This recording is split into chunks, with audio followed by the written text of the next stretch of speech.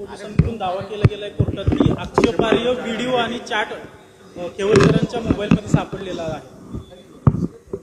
बघा, जी केस दाखल झालेली आहे ती NDPS ॲक्टच्या अंतर्गत आहे.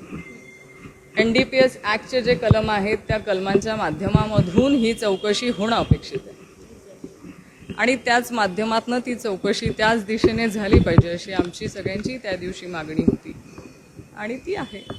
काही पण जर बघितलं तर तुम्ही स्वतः तुमच्या वकिलांच्या माध्यमातून अर्ज दिला होता की गुगल ड्राईव्हचा पासवर्ड जातात त्याची काय माहिती लगेच दुसऱ्या दिवशी पुणे पोलीस न्यायालयात सांगतात की काही अश्लील व्हिडिओ आहे. तुम्हाला काय पुणे या संदर्भात व्हायरल होण्याची भीती वाटते का काय?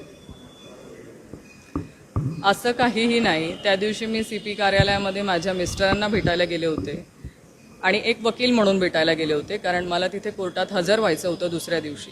मला काही त्यांच्याकडनं माहिती हवी होती आणि त्यासाठी मी गेले होते आणि मग सहज CP कार्यालयामध्ये गेलेच होते तर साहेबांना भेटण्यासाठी गेले होते.